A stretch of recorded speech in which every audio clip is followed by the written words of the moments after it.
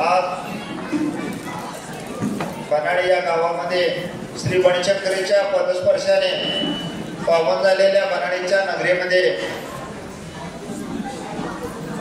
माझा बाचा मिलिंद बापू पाटील याचा वाढदिवस आणि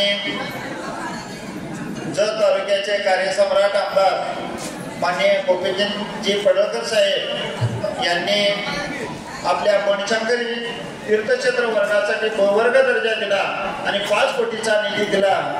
त्याबद्दल मी बनाळी नगरीच्या वतीने त्यांचं प्रथमतः सहर्ष स्वागत करतो। या ठिकाणी माझे मित्र जिल्हा परिषदचे सदस्य माननीय सभापती संजय कुमार सावंत हे उपस्थित राहिले, त्याबद्दल त्यांचं सहर्ष स्वागत। त्याचबरोबर बनाळी गावचे माजी सरपंच आमचे मार्गदर्शक माननीय रामदादा सावंत हेही या ठिकाणी उपस्थित राहिले, त्याबद्दल त्यांचंही सहर्ष स्वागत। 1-2 मिनिटं संजूभाऊ बसा, सगळ्यांचा सत्कार घ्यायचा आहे, कोणाचाच घेतलेला नाही, नंतर सर्वांचाच घ्यायचा आहे। बनशंकरीने पदस्पर्शाने पावन झालेल्या या भूमीमध्ये जत तालुक्याचे कार्यसम्राट आमदार माननीय गोपीचंदजी पडळकर साहेब या ठिकाणी आमदार झाले आणि आपल्या गावाचा तर कायापालट झालाच, त्याचबरोबर जत तालुक्याचा सुद्धा कायापालट झाला। जत तालुक्यामध्ये गेले 5-50 वर्षे जेवढा निधी आलेला नव्हता तेवढ्या प्रकारचा निधी माननीय आमदार साहेबांनी यामध्ये 1 वर्षामध्ये आणलेला आहे। 5, 50, 10, 20 कोटी कशाला म्हणायचे हे ज्यांना माहित नव्हतं त्या तालुक्याला आमदार साहेब तुम्ही 100 कोटी रुपये दिले आणि तालुक्याचा विकास केला। खरं पाहिलं तर पूर्वीपासून असा आमचा हा तालुका होता की दुष्काळानं होरपळलेला होता, लोकांचं दुर्लक्ष होतं आणि राजकीय कार्यकर्त्यांची उपलब्धता नव्हती। आमच्यातून जो आमदार निवडून येईल तो बिगर विजनचा आमदार असायचा हे आम्हाला आता कळायला लागलं। ज्यावेळी गोपीचंदजी पडळकर साहेब आमदार झाले त्यावेळी विकास काय असतो, आमदार असल्यानंतर विकास कसा होतो याचं उत्तम उदाहरण आम्हाला 1 वर्षामध्ये कळायला लागलं। फक्त 1 वर्षामध्ये जर एक माणूस एका तालुक्याचा कायापालट करत असेल, 100 कोटीचा निधी आणत असेल तर या माणसाची उपलब्धता काय असेल, काम करण्याची पद्धत काय असेल त्याचं मूर्तिमंत उदाहरण आमदार साहेबांच्या रूपामध्ये पाहायला मिळालं। मागच्या वेळी ज्यावेळी आमदार साहेब आले त्यावेळी सांगितलं की कुणी किती मतदान दिलं, मला राजकारणाची कोणत्याही प्रकारचं देणं घेणं नाही, जत तालुक्याचा विकास करायचा। जत तालुक्यामध्ये गेले 5-50 वर्ष जो निधी थांबलेला आहे, निधी वाचून लोकांचा हाल होत आहे, आमच्या टप्प्यातील लोक सुधारली पाहिजे, चांगली झाली पाहिजे, अशा प्रकारचा उद्दिष्ट घेऊन आमदार साहेबांनी तालुक्याच्या विकासाला सुरुवात केली।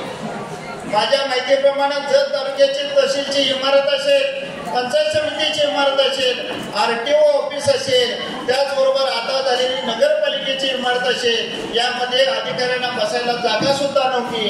तिथं या ठिकाणी जवळजवळ 55 कोटी रुपये आमदार साहेबांनी मंजूर केले आणि सुसज्ज इमारत उभा करण्याचं त्यांनी या ठिकाणी उद्दिष्ट गाठलं।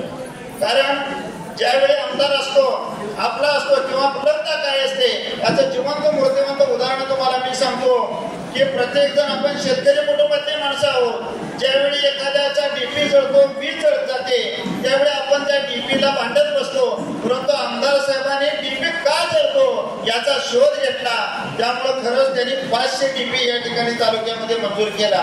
कारण डीपीचा लोड, डीपीची संख्या वाढवली तर वीज सप्लाय करणे वीज बोर्डाला चांगलं होईल। अशा प्रकारचा विजन असलेली माणसं तालुक्याचा आमदार असणं खूप गरजेचं आहे। तालुक्याचा विजन नसल्यानंतर जो आमदार असतो अशा आमदाराला आपण निवडून देतो, त्याच्यापासून काय होतं याचं आपण बघितलेलंच आहे। गेल्या 5 वर्षामध्ये जे जुने आमदार होते त्यांनी आपल्या बनाळे गावासाठी 1 रुपयाचा निधी दिला नव्हता। आम्ही जाहीर भाषणामध्ये पडळकर साहेबांना सांगितलेलं होतं की आमचा तीर्थक्षेत्र गोचा दर्जाचं गेले 50 वर्ष आमदार साहेब आम्ही प्रयत्न करत होतो, कितीतरी पैसे काढले, बाहेर मला वाटतं दिल्लीपासून ते गल्लीपर्यंतची सत्ता काँग्रेसची होती, किती प्रस्ताव सादर केले परंतु आमचा बहुवर्ग सुद्धा सादर झाला नाही। यावेळी मात्र आम्ही नुसते फाईल सादर केली आणि आमदार साहेबांचा फोन आला, सर आमच्या बनाळीच्या बनशंकरीचा तुमच्या बहुवर्ग तीर्थक्षेत्र दर्जा प्राप्त झाला। किती अभिमान वाटला असेल म्हणाला, गेली 5-50 वर्ष आम्ही जगतो आमदार साहेब आम्हाला या ठिकाणी बहुवर्ग दर्जा मिळाला नव्हता। नुसता बहुवर्ग दर्जा देऊन हा माणूस संपणारा नव्हे. कारण यांना सांगताना त्यांनी सांगितलेले मला या तालुक्याचा कायापालट करायचा आहे, मला या तालुक्याचा विकास करायचा आहे, माझ्यामध्ये असणारी ह्या जनतांचा उच्चांक करला पाहिजे, लोकांची आर्थिक परिस्थिती सुधारली पाहिजे. या उद्देशाने मी आमदार झालोय. मी आमदार होण्यापाठीमागचा उद्देश त्यांनी स्पष्ट सांगितलेला होता. लोकांची ज्यावेळी सुधारणा होईल, लोकांच्या आर्थिक परिस्थितीची सुधारणा होईल, अशा प्रकारचे बरेचसे मुद्दे त्यांनी या ठिकाणी घेतलेले होते. आपल्या बनाळी गावामध्ये जवळजवळ 17 ते 18 कोटी रुपये आमदार साहेबांनी आणले. बनाळीमध्ये असणारे सर्व रस्ते डांबरीकरण, बनाळी शेगाव ते बनाळ पाटी ते वैपळ हा जवळजवळ 7.5 आणि 5.5 कोटीचा रस्ता या ठिकाणी मंजूर केला. कोळी तलावावरती आमदार साहेबांना विनंती केली की कोळी तलाव हा बाजार तलाव आहे, यामध्ये पाणी राहत नाही साहेब. त्यांनी तात्काळ त्या ठिकाणी 2 कोटी 29 लाख रुपयाचा आमदार साहेबांनी मंजूर केला. आणि तो तलाव सुद्धा आमदार साहेब पूर्ण झालेला आहे. तो तलाव फुल्ल भरून टँक आहे. शेतकऱ्यांचा त्या ठिकाणी बैठक त्यांच्या मनामध्ये वेगळ्या प्रकारचा आनंद निर्माण होतो. त्याचप्रमाणे त्याच ठिकाणी टीबीचा प्रॉब्लेम होता. आम्ही सहज आमदार साहेबांना बोललो की आमदार साहेब या ठिकाणी पाणी तुम्ही दिलं, आम्हाला पाण्याची सोय झाली, परंतु लाईटचा प्रॉब्लेम होतोय. 12 लाख रुपयाचा अतिरिक्त टीसी तुम्ही त्या ठिकाणी आम्हाला मंजूर करून दिला. कारण आम्हाला सांगायला अभिमान वाटतो, बनाळीतील जनता ही शून्य जागरूक आहे, कामाच्या पाठीशी ठामपणे उभं राहते. ज्यावेळी आमदार साहेब निवडणुकीला उभं राहिले, आपल्या मारुती मंदिरासमोर त्यांची सभा झाली, त्यावेळी आमदार साहेबांनी सांगितलेलं होतं की मतदान मला करा अगर न करा, परंतु विकास करणे हे माझं विजन असेल. त्यावेळी त्यांनी सांगितलं होतं की बनाळीतून किती मतदान मिळालं याच्यापेक्षा इथे लोकांचा विकास होणं हे महत्वाचं आहे. आजकालचे आमदार खासदार सगळे सत्तेच्या लालसेपोटी टीका करतात. आपले आमदार काय करतात? लोकांची कामं सांगा, मला सत्तेची टीकेची काही गरज नाही, परंतु मला या तालुक्याचा विकास करायचा आहे. अशा प्रकारचा आमदार मिळाला हे खरं पाहिलं तर आपलं भाग्य आहे. त्याच्या पाठीमागे जर आमदार साहेब तुम्ही आला असता तर आमच्यामध्ये बरीचशी प्रगती झाली असती. 1 वर्षामध्ये जर एवढा माणूस करू शकत असेल तर 5 वर्षामध्ये तो माणूस काय करू शकेल त्याचं मूर्तिमंत उदाहरण आपल्याला समजता येईल. त्याचप्रमाणे बनाळी गावामध्ये मातंग समाजासाठी तुम्ही 10 लाख रुपयाचा पेइंग ब्लॉकचा निधी आम्हाला दिला. त्यानंतर वरच्या हरिजन समाजासाठी डॉक्टर बाबासाहेब आंबेडकर उद्यानासाठी 10 लाख रुपयाचा निधी आम्हाला तुम्ही दिला. इतकी कामं जर तुम्ही आमच्यासाठी केली असती तर आम्ही तुमच्या पाठीशी का ठाम उभं राहू नये अशा प्रकारचा विचार लोकांच्या मनामध्ये निर्माण झाला. नगरपालिकेचे इलेक्शन असू दे, जिल्हा परिषद पंचायत समितीचे इलेक्शन असू दे, माझं तुम्हाला सर्वांना एक कळकळीची विनंती आहे. कारण राजकारण हे विकासाचं असावं. आमदार साहेबांच्या जवळ गेल्यानंतर आम्हाला समजलं की राजकारण कसं करावं. राजकारण हे कोणाची जिरवाजिरवी करण्यासाठी, कोणाची पाडापाडी करण्यासाठी, त्याला म्हणून त्याला खेचण्यासाठी राजकारण करायचं नसतं, तर राजकारण हे विकासासाठी करायचं असतं. आम्ही जाहीर त्यावेळी सांगितलं होतं, आजही सांगितलं होतं, विकासाचा महामेरू घेऊन चाललेले आमदार साहेब पळकर साहेबांच्या खांद्याला खांदा लावून त्याच्या पाठीमागे ठामपणे उभा राहण्याचं काम आम्ही एवढ्यासाठी करतोय की कारण त्यांच्याकडे विकासाचं विजन आहे, विकासाचा प्रगल्भता आहे. तालुक्याचा विकास कसा करावा अशा प्रकारचे प्रश्न जनतेचे त्यांच्या मनामध्ये सतत असतात. 24 तास आमदार साहेब आपल्या बरोबर आहे. त्यांना कोणत्याही प्रकारचं हे नाही. आपण घरी गेल्यानंतर मी सुद्धा म्हणू शकतो की माझ्या बायकोने मला बोलवलंय, 2 मिनिटं घराकडे जाऊन येऊ शकतो, परंतु आमदार साहेबांचा विशेष असा आहे की 24 तास ते आपल्यासाठी अवेलेबल आहे. 24/7 अवर्स माणूस असणारा खरं हे आपलं दैव आहे. कारण असा आमदार कुठल्याच तालुक्याला नाही की 24 तास तो आपल्यासाठी उपलब्ध आहे. मग अशा माणसाचं सोनं करून घेणं हे आपलं काम आहे. त्याचबरोबर आमदार साहेबांचा सर्वांना भावलेला, मला तर भावला, परंतु सर्व जनतेला भावलेला मुद्दा होता कारखान्याचा आपण सभासदांनी निर्माण केलेला कारखान्याचा मुद्दा त्यांनी उपस्थित केला.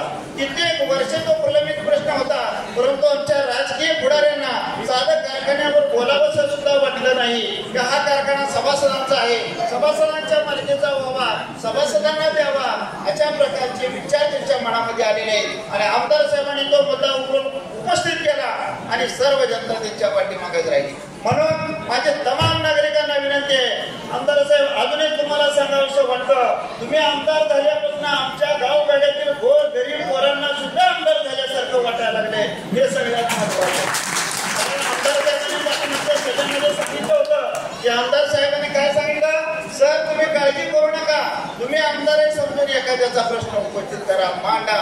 तुम्ही जर तुम्हाला म्हटले की या ठिकाणचा रस्ता आम्हाला मी असो नाही तर नसो, परंतु तुम्ही देतो असं ठामपणे सांगा आणि माझ्याकडे या तो रस्ता पूर्ण करून देण्याचं काम करतो. आमदार साहेब, तुम्हाला अजून एक उदाहरण सांगावं असं वाटतं. आमच्या या ठिकाणी एक 2 वर्षाचा टीसीचा प्रॉब्लेम होता. त्या व्यक्तीचं मी नाव सांगत नाही. ड्रायव्हिंग क्षेत्रामध्ये व्यक्ती होती. 2 वर्षाच्या माणसाला पिण्याचा पाण्याचा प्रॉब्लेम होता.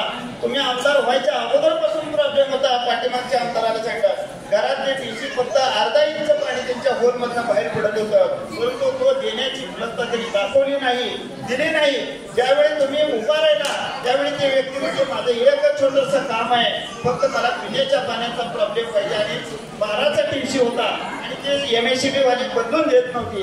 त्यावेळी मी आमदार साहेबांच्या सहकारावर घातलं. आमदार साहेब म्हणले मतदानाचा विषय नाही, पिण्याच्या पाण्याचा प्रश्न, जनतेचा विकास करणे हे माझं कर्तव्य आहे. मतदान नाही दिलं तर चालेल, परंतु त्यांचा पिण्याचा पाण्याचा प्रॉब्लेम आपण मिटवला पाहिजे अशा प्रकारे स्पष्ट सांगितलं. माझ्या समोर MSCB अधिकाऱ्याला फोन केला आणि सांगितलं की या ठिकाणच्या टीसीची अडचण काय आहे, तर ते म्हणले त्याने प्रस्ताव दिलेला होता, परंतु त्याची पोच पाहिजे.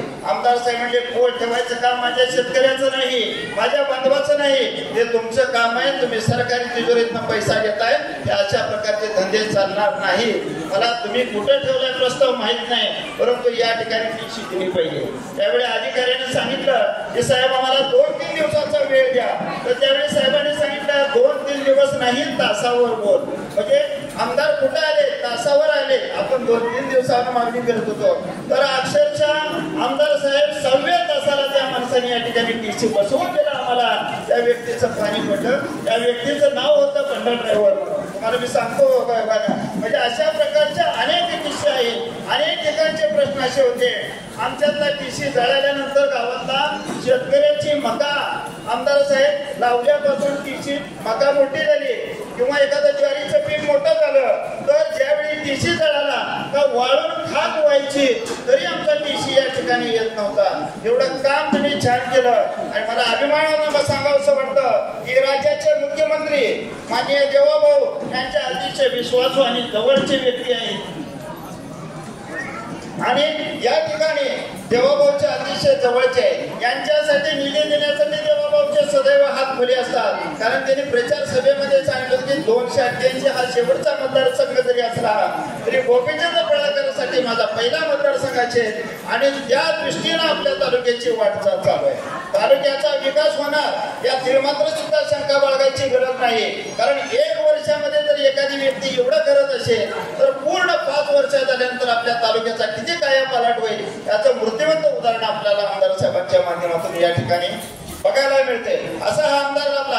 अजून एक आमदार साहेब तुम्हाला सांगावं असं वाटतं की आमच्या गावगाड्यातील गरीब पोरांना आमदार झाल्यासारखं वाटतंय. याच्या पाठीमाग या गरिबाच्या पोरांनी कधी जिल्हा परिषद पंचायत समिती मागितली नव्हती. का?